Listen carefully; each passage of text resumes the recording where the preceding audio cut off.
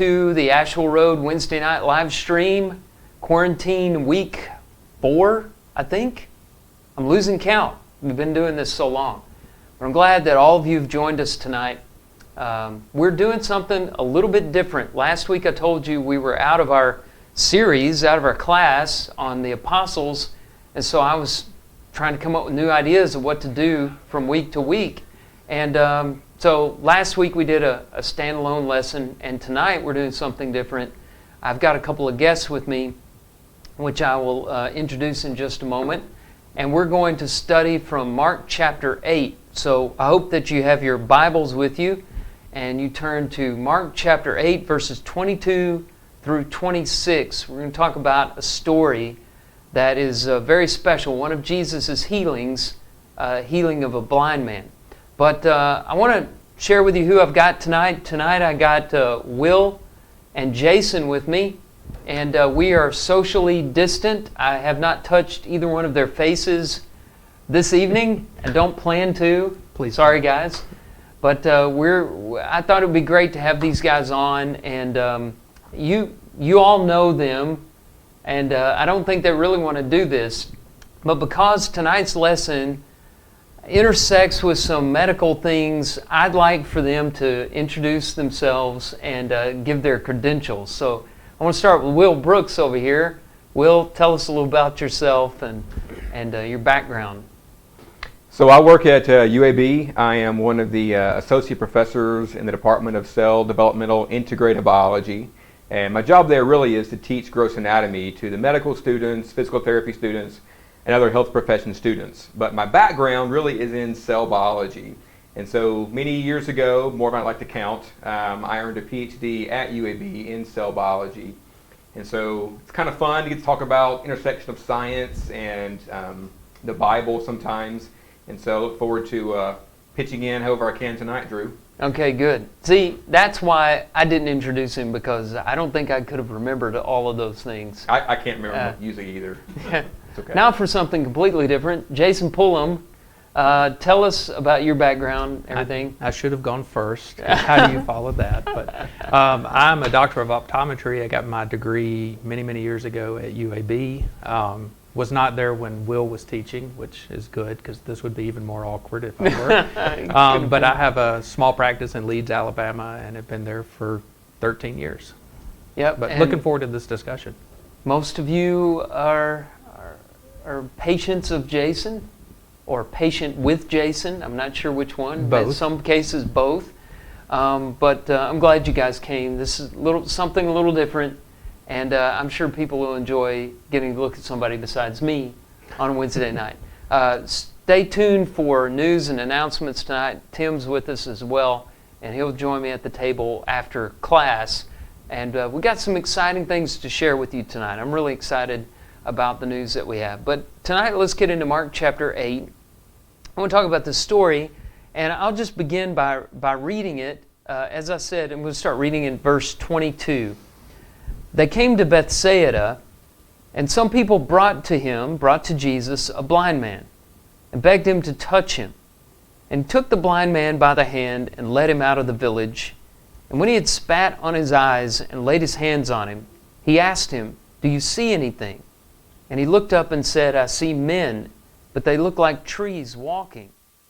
Then Jesus laid his hands on his eyes again, and he opened his eyes, and when he opened his eyes, his sight was restored, and he saw everything clearly.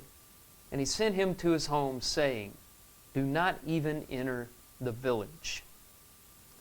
Now, Mark is the only gospel writer who records this short little story. And I've thought about this. I don't know about you. I mean, there were thousands of miracles to choose from, right? So I know we kind of have to rely on conjecture here, but do you think there's any reason why Mark is the only one who included the story? Might there be some reason why the others chose to highlight other miracles? It's an interesting miracle in that it's an example of where there seems like there were stages to the healing. Yeah. And that's unusual in the scriptures. You just don't see many opportunities where there's maybe a partial healing or not a full healing right away. And I just think that's really, really interesting, and maybe he left it there to give us another glimpse at how Jesus handled some things. Yeah, it is unusual in that way. You got any ideas on that, Will? There are so many miracles that Jesus performed. John tells us books couldn't contain all the miracles that he performed. So, you wonder, did Mark have some affinity for this particular event or the other events recorded by, Matthew or Luke or John? You think about, we all have our favorites, things, favorite stories. So, maybe Mark had some connection, some affinity to this story and made him include it. Yeah. All of them have unique miracles, I believe, that aren't recorded in the others. So this isn't really unusual. I wondered if maybe the others left this out so there'd be no misunderstanding about Jesus, that he failed at first and had to try again to get it right. That's certainly not what Mark thought, and it's certainly not what happened, but maybe the others wanted to prevent that kind of misunderstanding. That's just a theory. But I use that theory to get us into this idea. There is, as you said, an unusual staging of healing. He's somewhat better at first, and then he's fully restored. And that is a really strange thing. There are all kinds of strange things happening in this miracle. But Jesus was fully in control the whole time. The reason the healing was gradual was because Jesus wanted it to be gradual. I think that's what we're looking at tonight. We're going to be talking about that quite a bit. Another thing is, this gradual healing kind of parallels the structure of Mark at this point. I found this really interesting. If you look at verse 21 of Mark chapter 8, the last thing Jesus asks the disciples before the miracle is, "Do you not yet understand?" And then we get into this miracle, which introduces a large section of the book of Mark that goes through chapter 10, verse 52, that deals with the disciples' comprehension of Jesus. They're all over the place. At one point, they're fully devoted to him. At another point, they're not sure who he is. This includes the scene where Peter pulls him aside and rebukes him for saying that he's going to suffer. They're just all over the map, kind of like this healing is. It's a comprehension of Jesus in fits and starts. And this healing kind of looks like that as well. I think it's interesting that that section of Mark begins here with the healing of this blind man at Bethsaida, chapter 8, verse 22, and it ends in chapter 10, verses 46 through 52, with another healing of another blind man, Bartimaeus. So these healings of blind men bookend this section where the disciples are grappling with who Jesus is. And maybe that's coincidental. It seems highly structured to me. And those healings of blind men are symbolic of Jesus maybe trying to open his disciples' eyes and saying, "Open your eyes and see who I truly am." Again, that's theoretical. And there are other things in this account that we can know with more certainty. So we're going to turn to those. And the best way to structure this, in my opinion, is just look at the 4 unusual details that make this little section so interesting. The first one is the spit. The second one are the walking trees. The third detail is the gradual healing, which we've already talked about a little bit. And the fourth one is the instruction, "Don't enter the village," which sounds a little like something Jesus would say to others, "Don't tell anybody about this." So that's the structure that we're going to follow tonight. We're just going to walk through those strange details one by one, and Will and Jason are going to bring their expertise to the floor and help us understand. So we're going to start with the spit. Okay, so Jesus leads this man out of the village to a private setting, and read it very carefully. It says, "When he had spat on his eyes, he laid hands on him." I looked into the grammar here and the structure of the original language, and it's not what I've always imagined in this. I always imagined Jesus spitting on his hands and gently applying it to the man's eyes. But it's more like he held the man still and spat like projectile spitting into his eyes, if you can imagine that scene. And today, that would be a very offensive thing, but there has to be something going on here, right? And, if you look into the background, saliva, spittle, whatever the appropriate word is for that, was viewed as something that had some medicinal qualities. I've got a quote from Pliny the Elder that I'll share with you along that line. And he talks about all the kinds of things that were used, that saliva was used for. An antidote for snake venom, a preventative measure against epilepsy, an application for boils, a topical solution to treat leprosy, a way of strengthening the hands, a treatment for crick in the neck, a medicine for various cancers, and COVID-19. Just kidding, I was making sure you're listening to me, not COVID-19. But also, which is interesting to us here, a salve for eye diseases. They really used it. So, did Jesus believe there were some medicinal qualities in this? I'm not sure about that, but the people of his day certainly did, and I thought maybe Will might know something about this. So what do you think, Will? Is there anything to this? What should we think about this? Yeah, so saliva's an interesting substance, right? So it keeps our mouth wet. It keeps our food moist so we can chew it up, we can swallow it. So one of its jobs is simply to help us, right, chew, eat, and swallow our food. But it also definitely has important properties that help us keep our mouth healthy, right? So dentists will talk about, oral hygiene and keeping your mouth and your teeth and your gums healthy. Saliva plays a big role in that. There are a number of proteins that are put into saliva that help us fight against bacteria and viruses, like COVID-19, for example, and other viruses, and also fungi, right? Things like, you get an oral cavity infection with fungi, you get what's called thrush, all right? Candidiasis is the medical term for that. And saliva is very important to help us not get thrush, where our tongue turns white and we get that infection there. So it definitely has these antibacterial properties that help us to keep our mouth healthy. You make a lot of saliva throughout the day, but when you're asleep, you actually don't make much saliva at all. And when you wake up in the morning, the reason why your breath, Drew, is kicking so much is because you weren't making saliva, and therefore the bacteria were kind of growing throughout the night, and that gave you that really bad breath in the morning. Mm-hmm. And people who don't make enough saliva because of certain problems, they can be more predisposed to getting these types of oral cavity infections. So, number one, it's very important for fighting off bacteria, viruses, infections.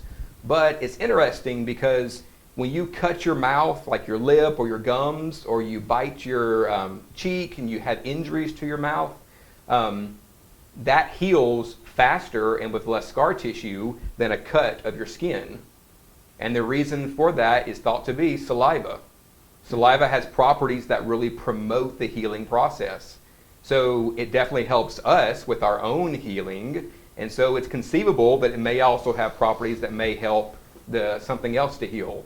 Mm-hmm. Think about dogs licking their wound, or if you get a paper cut, what is your instinct to do?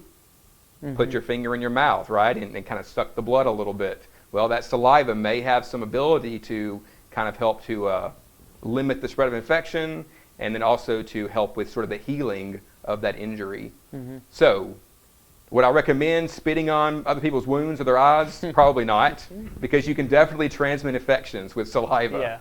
Yeah. But it definitely does have some important medicinal properties that help us out. Mm-hmm. Are you uncomfortable with any of this? No, everything he says is right on. I would tell you not to spit on or clean your contact lenses with saliva. I was wondering if you were going to say that. That's the only thing that makes me antsy with it. Because there's a lot of medicinal properties to it. There's proteins and things that help fight infection. There's also bacteria that live in our mouth. And it's just, the whole thing is so absurd to think of, let's come up with a way to heal this. Let's spit on it. That's just, it's just an unusual thing. I have a hard time wrapping my mind around that. Well, so saliva heals blindness. No. I wouldn't go that far. Right? No. So, so we can see some medicinal benefits. some rational reasons why the people used it for all the, but it, that list I read, it's not going to save you from a snake bite. It's not going to heal epilepsy, and it's not going to heal the blind. No. So why was Jesus doing this? It might have been a way to make the man more comfortable, because what else was Jesus going to do? I mean, the man was probably frightened, scared. I remember Naaman saying, remember the story of Naaman in 2 Kings 5? He didn't like what, it was Elisha. He didn't like what Elisha instructed him to do, go dip in the Jordan River 7 times. He had expectations. I thought that he'd wave his hand over the place and say, be healed. And, maybe Jesus just trying to get past all of that and give the man something he expected. But we really don't know anything except this one thing, that this was a miraculous healing. But he used the medicine of the day in some way, either to make the man more comfortable or to do something. I mean, he used 5 loaves and 2 fish to feed 15,000 people. It wasn't just the 5 loaves and 2 fish, but he started with that. So maybe this is an example of that kind of thing. It does make me think, though, about prayer and how prayer works and what we should expect from God. And, our friends are sick. We've had a dear friend, an elder of this church, who has been struggling with coronavirus, and we've been praying for him. And my family and I have been praying that not only that God would heal Kevin, but also that he would help the doctors and nurses that are watching out for him, and everybody in this country that's dealing with this epidemic. I mean, what do you guys think about that? I believe God uses medicine and doctors and knowledge and guys like y'all to make people better. I believe that's how it works. Yeah, absolutely. I mean, I have full faith that God can do any healing he wants to all by himself, but I also have faith that God uses the people and the resources we have to carry out that healing. He wouldn't give us those talents and those abilities if he didn't intend for us to use them. And I think we're negligent if we don't pray for us to use those talents and those abilities, and for the doctors and nurses to use their talents and abilities to bring healing to people. I mean, that's why we have our minds. That's why we have these abilities. Right. I agree. Ready to move on to the next strange detail in the story? The next thing is, Jesus spat on him, laid his hands on him, and then he asked him, do you see anything? And the man says, I see men, but they look like trees walking. Now, I guess he knew they weren't really trees walking, because trees don't do that kind of thing, and he assumed they were men. But what in the world's going on here? I was talking to you about this one time, Jason. You said, that's actually a thing, which gave me the idea for doing this lesson. So what do you think's going on? So the whole thing is bizarre anyway. I mean, going from the spit, to me, that's bizarre. May not have been bizarre to them at that time, but today that's bizarre. But then to see someone say, well, I see men walking as trees, or things walking that looks like trees. If that's in my office, in my chair, and someone says that, I think, well, we have a lot of work to do. I don't know. Phone call. That's right. I don't know how you respond to that. But there is actually an entopic phenomenon, and entopic phenomena are things that happen inside of the eye that you can see that other people cannot see. We've all experienced floaters in our vision. If you're in a bright light or looking at a blue sky or white background, you'll see these little amoeboid-like things moving around. And what you're seeing is shadows of the vitreous inside of the eye, and it's an entopic phenomenon. Only you can see that. No one else can really see you perceive that. It's a perceptual thing. And there's actually an entopic phenomenon called a Purkinje tree, and it's an interesting thing. And the first time we were talking about this, it's the first thing that came to my mind. So we don't know what level of healing this man has, but obviously he's not seeing as he should be yet, because he's seeing men walking as trees. And so it made me think the Purkinje tree is caused by either light that's coming from an oblique angle to the eye, or it can be induced by closing your eyes and taking a pen light and just shining it on the corner of the eye and moving it. But you start to see the shadow of the retinal vasculature. So the blood vessels inside of the eye sit just directly in front of the photoreceptors. And they're so close to it that you don't normally perceive it because there's no movement or temporal or spatial frequency there. And the brain just ignores it. It doesn't see it. But you get light moving and creating moving shadows.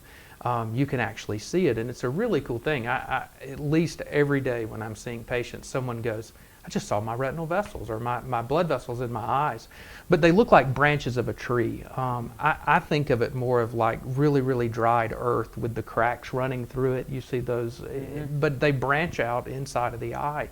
And one of the things I think is maybe this guy had some level of vision, some opacity still to the vision, but it was stimulating this entopic phenomenon, and what he was seeing was the shadow of the blood vessels and maybe the shadows of men moving around.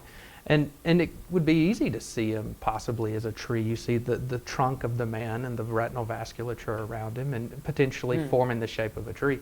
I don't know if that's what was happening, but it's just a really cool thing to think about. It makes sense. It makes sense. One of the other things we talked about that's quite interesting is we don't know if this man was blind from birth or if this was blindness that had been acquired. Part of me thinks it may have been acquired because he says he sees men walking as trees, so he had to have an idea or a concept of what a tree was. But if he had been blind since birth, the depth of this miracle gets even greater because he doesn't have a normal visual system. And I don't know, it's an interesting story to think about. Yeah. Yeah, I can't help but wonder maybe if he was blind from birth. You know, in John chapter 9, Jesus heals a man who was blind from birth. Right. But in this case, we don't know for sure how long he was blind, but maybe he had never seen trees before, and he was just going off of what they've been described to him as. Right? If you've never seen something, but it's been described to you, you have your own mental image what it might look like, which may or may not be accurate.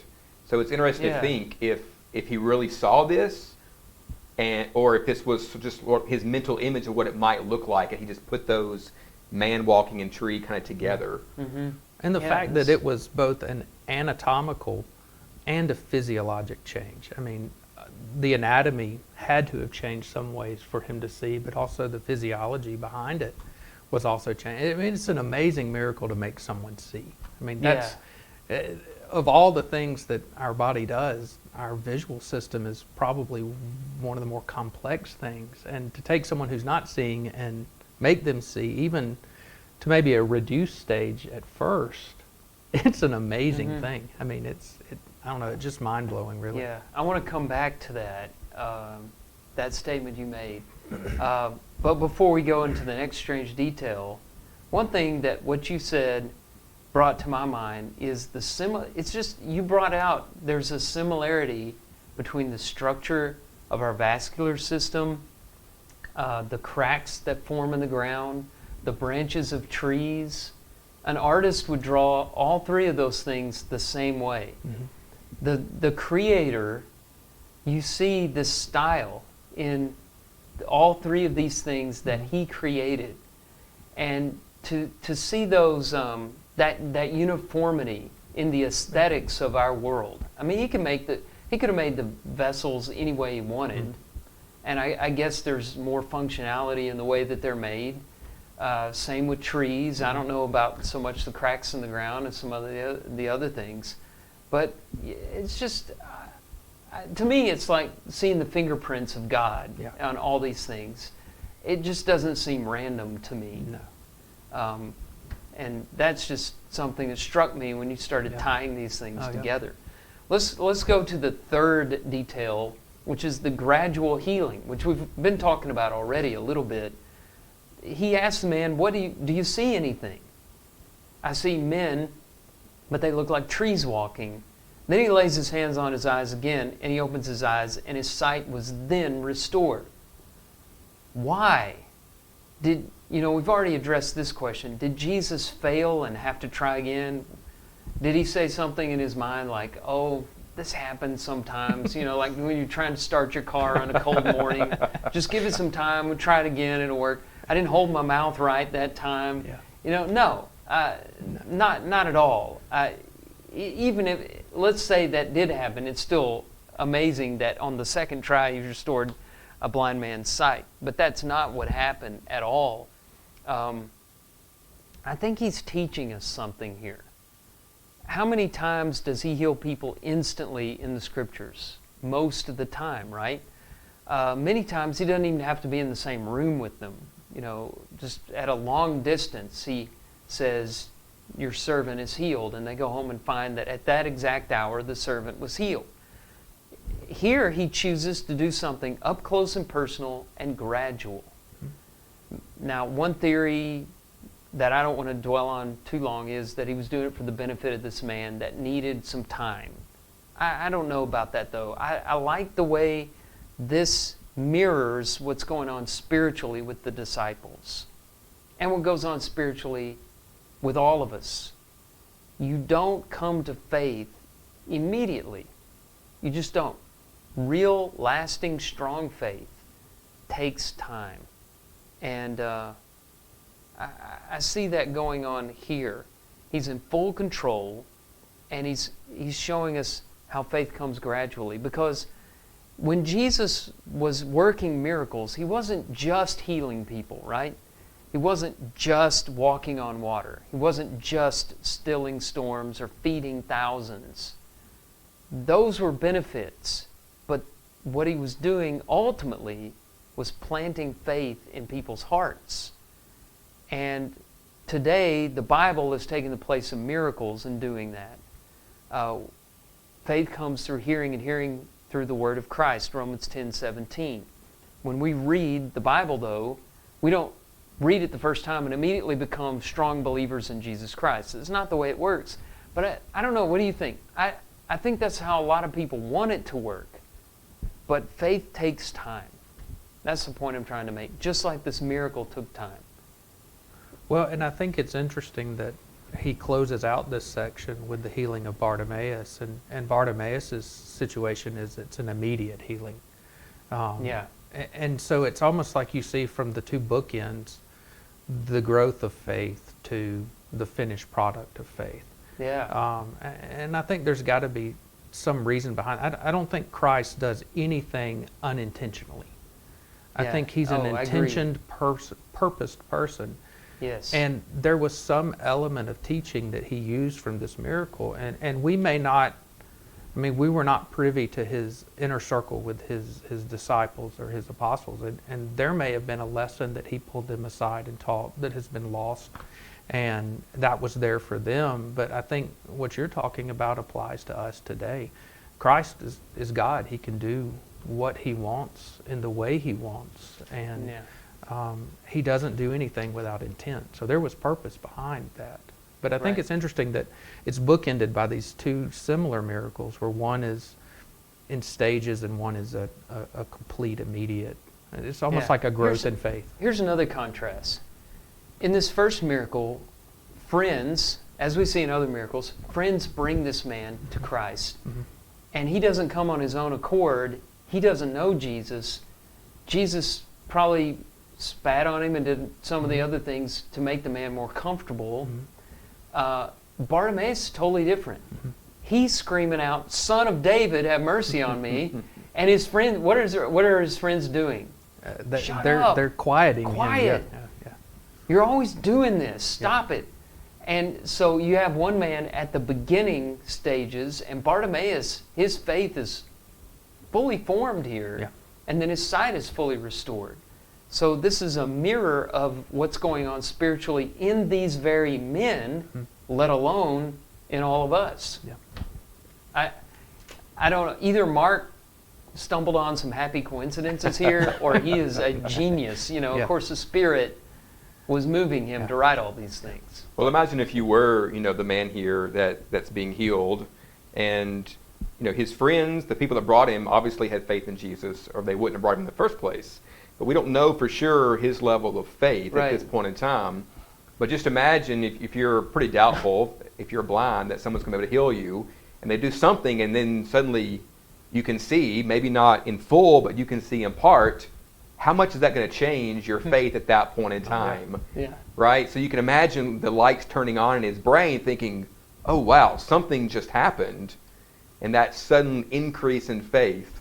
And then Jesus touches him again, right? And then the process is complete, right? So that it parallels, like you said, that growth of the faith that this man experienced. And then I think Mark uses that as a teaching tool, right here in the scriptures. He uses the lesson Jesus taught the man being healed. Mark uses that as a lesson for the disciples and then even us here today.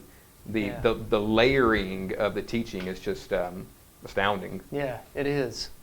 We won't spend a whole lot of time on this last detail because you guys may, but I don't really know the answer. But at the end of the miracle, it ends really abruptly. This man sees, maybe for the first time in his life, we don't know. And Jesus says, go home, don't go to the village.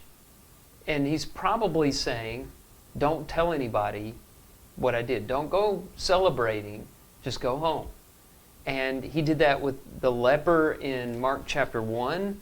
He does this with the deaf, mute man in the previous chapter. Why did Jesus do this so often? Wouldn't he want people to know that he's the Messiah? It's interesting that he lived outside of the village, because he was in the village and they brought him out of the village to see Christ. So you have to assume that he was maybe in there begging or asking for assistance. But they didn't allow him to live with them. It's an interesting fact that his home is not within the village. It's out it's on the outside of the village. Symbol, like he's marginalized. He's an outsider. Yeah. And we see this a lot, the staging of the ministry of Jesus. He doesn't want his reputation to spread too quickly because then his death might come too quickly. And it's all very strategic when you read the Gospels as to how he sort of lets his reputation and what he's doing spread gradually, because he wants his ministry to be complete before it gets to the breaking point, right, where he's going to be arrested and crucified. Yeah. So I kind of feel like part of this is all Jesus being very strategic. But at the same time, you think if you don't want your kids to do something, sometimes you tell them, don't do that, and then they're going to go do it. So I always got to think, psychology. Right, that whole reverse psychology thing could be at play in some of what Jesus does as well, perhaps. Yeah, I think those two explanations are the best. I don't think anybody could have said it any better than that. Well, thank you guys for joining me tonight. I think people are really going to enjoy the changed format. You guys brought some really interesting things to the table, and I just really appreciate it. I hope we can do it again, not because I want us to be apart like this for much longer, but I just thoroughly enjoyed sitting down and talking about this beautiful story that's often neglected. I mean, it's not one of the miracles we talk about a whole lot. So I think it's been very beneficial. And in a few minutes, we're going to bring Tim over, and we're going to talk about some of the news and announcements in the congregation. But I just want to say thanks again to everybody who's tuning in and watching these videos on tonight, the Gospel of Mark, and on the Bible. And of course, on Sunday, we'll continue to do a video for worship. But everybody's been so kind, your feedback's been great, and it just makes us want to keep working really hard to put the best quality lessons out there.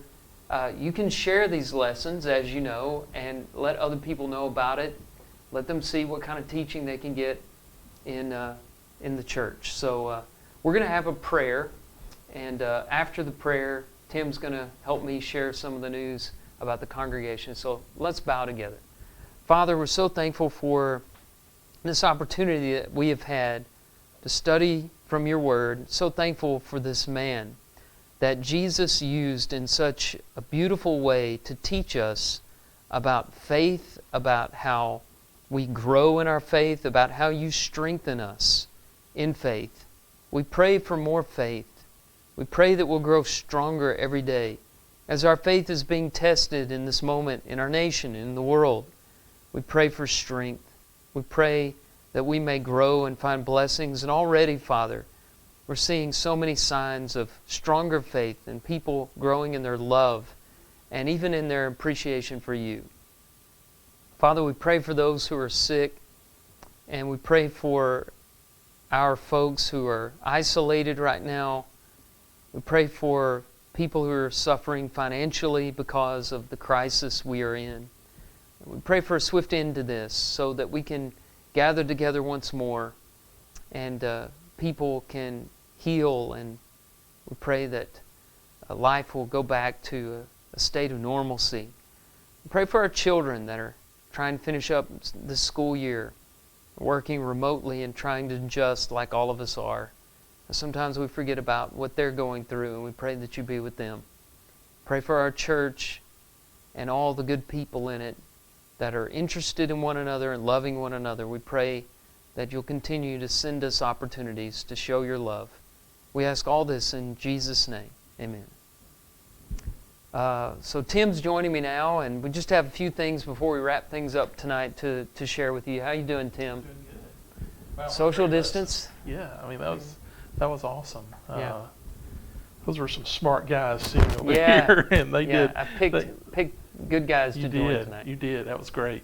So I've got a full list here, and on Sundays when I have a full list, I feel bad, but I mean this is good news. So hopefully people are excited about staying around for a few minutes and listening to this, because we got some good things we want to share. So check the email update. There's a full list of everybody that's on our sick list, on our prayer list, our shut-ins.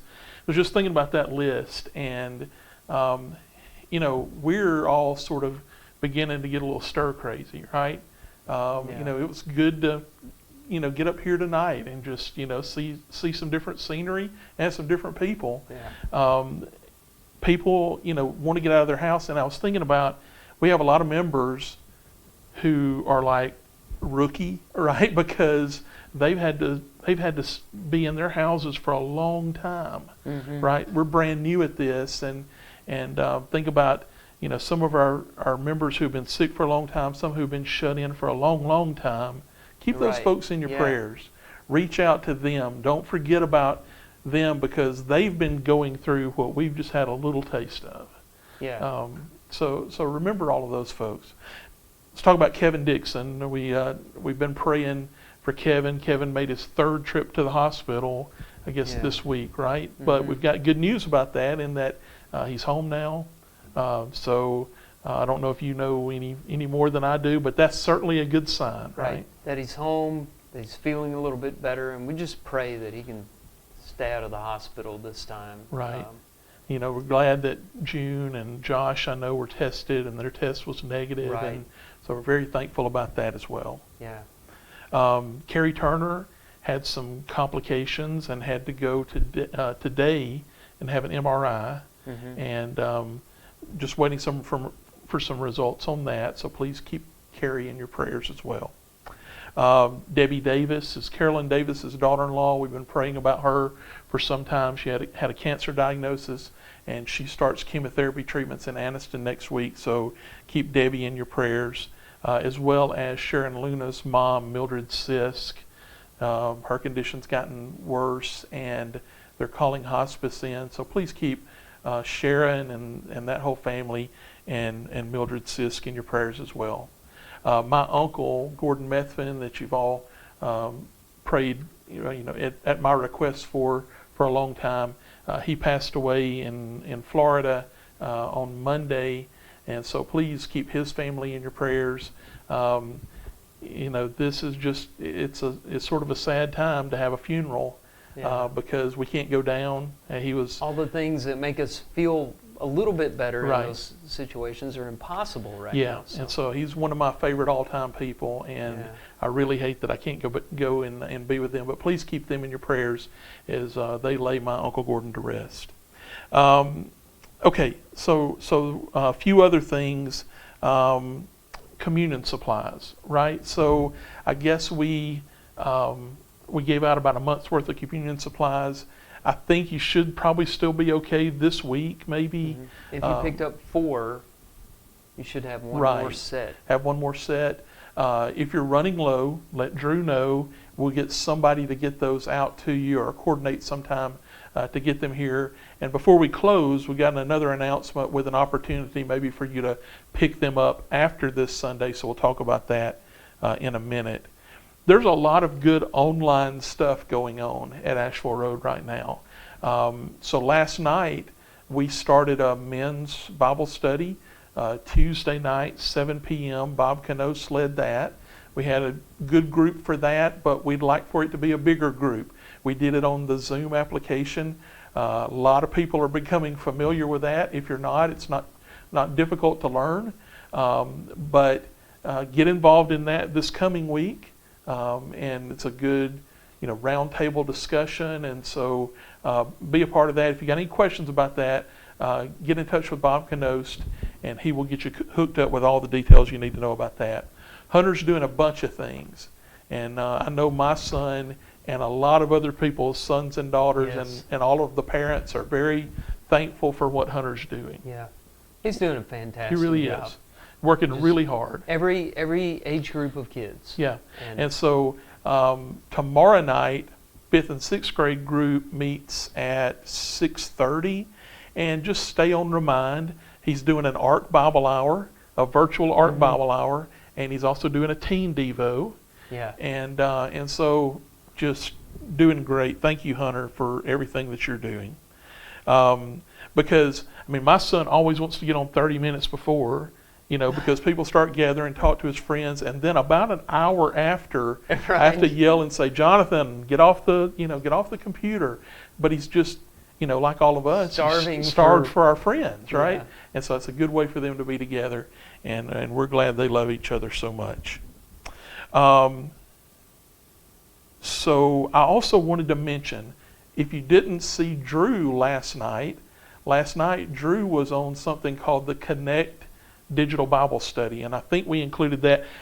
We sent it out in an email update like minutes before he was on the air, so you might not have had a chance to see it, but you can go to Facebook or to YouTube, type in the words Digital Bible Study, and this will come up. And they're archiving, I believe, every night's Bible Yeah, studies. they have everything. Right, so they're doing something almost every night, right? Every night, but Sunday and Wednesday, they Okay. post 3 sermons from Right. 3 different preachers. I don't think they've repeated a preacher yet. Yeah, And if you have a favorite preacher, he's probably on there because they're including everybody. right. They So- came to me, they got down kind of to the bottom of the bucket. No, not at all. But I got to see some of that after our Bible study ended. Drew did a great job. So go to that. Go to April 7th. Drew's the 3rd hour. He's the anchor man for last night. So check him out. He did a great job. The guys, I always like to, so I was watching them after he was done, and they were wowed, because it's Drew. And they were also wowed because it's Patrick, and Right. they loved the set, and they talked about how it was like, the most fantastic thing ever, which it is. Yeah, it's beautiful. And I wanted to say Patrick's name on there, but he was sitting in here with me, as always. And I said, my producer is really responsible for all this, but if I gave you his name, he'd kill me. So, But I can say Patrick, yeah, because it's family tonight. he's not happy right now. Let's talk about contribution. Talking about good news. How many times do we want to talk about the contribution? Right, and we've done it like 3 weeks in a row Yeah. now, right? Yes. And so, it just keeps getting better.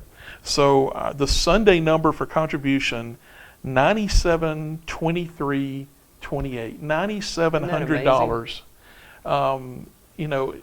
During this time it was going out on the app that all the elders and deacons use and ministers to communicate, and we were just all commenting how phenomenal this is and what a tribute it is to our congregation. Yeah. And thank you so much for what you're doing right now. There's people who are going to have needs right now, and you're digging deep, and we just can't say thank you enough about that. I think about what Paul said in 2 Corinthians 8:24 to the Corinthians when he was encouraging them to give. He said, "This is the proof of your love, and we're seeing love. These aren't just dollars and cents. This is love, and just keep it going, because this will be put to good use, and great things will be done for God because of that, and most especially because of the love that's behind it. That's the right. love that it represents. We talk about this each week because it's something objective, right, that we can Yeah. touch. But we know at the It's one same of the few time, things that we can just right? We know at the same Put our time there's hands on. all these acts of kindness, people checking on one another and sending cards and letters to one another, and just doing all these things to sort of help keep us built up at a time when we're all separated from one another. Thank you for all those things that you're doing, all the things that we don't know about, all the Yeah. things that maybe we've just heard here and there, what's going on, but we know you're doing it, and just like you do things all the time that people don't know about. Thank you for everything you do, and thank you for this as well.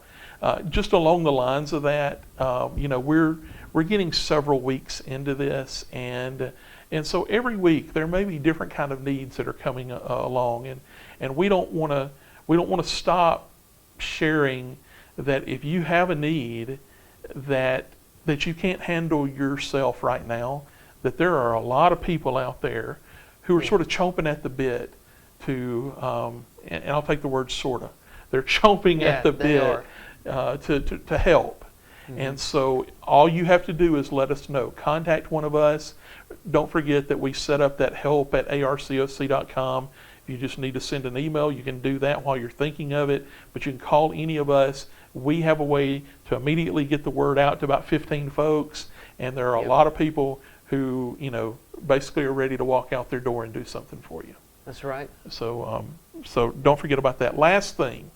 So this is another, fun, exciting thing to talk about. So, Drew, you were telling me about this today, so talk about it. Yeah, an anonymous donor contacted me yesterday wanting to do something for our church, specifically wanting to provide a meal for everybody, to encourage everybody. And so he's going to make it happen. Monday night, this coming Monday, which is April the 13th, the day after Easter, from 4 to 7 p.m. here at the church building, this donor is making it possible for all of our families to come by and pick up a family meal from Full Moon Barbecue. Now, don't worry, this is going to be, many precautions have been made to make it 100% contact-free. The people serving will be wearing gloves and masks, and it's all set up and ready to go. So all you have to do is, you don't even have to do this, but let me start with this. All you have to do is come by during that window, 4 to 7, this coming Monday, April the 13th, and pick up a meal for your family. There's going to be pork or chicken, and it's going to be the whole thing. If you got a family larger than 4, you pick up 2 packs, because each pack feeds 3 or 4 people. And there's going to be plenty. Now, a lot of you can't get out of your home. Mackenzie sent out an email. I haven't seen it, but you saw it. I think maybe that was like to his care group. So be on the lookout for an email from your care group leader, okay, I believe. All right. We're working on getting these out and getting them delivered to folks that can't get out of their homes. So if you're listening to this, you're thinking, I'm stuck here, I can't get out and pick it up. Don't worry about that. Just somebody will contact you, and if you don't get contacted before Monday, call me, call Tim, call somebody. We will get it delivered to you Monday night. Right. So those of you who prepare meals, you don't have to prepare a meal Monday. You don't have to go to the grocery store and put on your mask and gloves and try not to breathe the whole time. Monday night, you got one night to breathe easy. You have your meal prepared for you, and we are so thankful to this person super for nice. this generosity. It's just another example of great things people are doing for each other. And it'll be a chance while probably we're in line picking up food to wave at each other. So that's you get true. to get to at least see somebody. Which reminds me, you can pick up communion supplies. This timing is perfect because we'll have communion supplies out there as well, and probably have somebody stationed there with gloves on to hand them out to you in your car window, so you can come by and pick up dinner, and then go down another part of the line. We'll have it arranged where you can pick up your communion supplies, and we'll have several weeks provided there if you need those. Yep. So All right. that's it. That's my list. That's a good list. Wish we yeah. had one like that every week. Right. It'd be great. A lot of great stuff. So hope you have a great rest of the week, and don't forget, we'll be here on Sunday. There'll be another worship guide going out, early Sunday morning. So thankful for having those and that guide every week that we can go through. So be on the lookout for that, and hope you have a great rest of the week.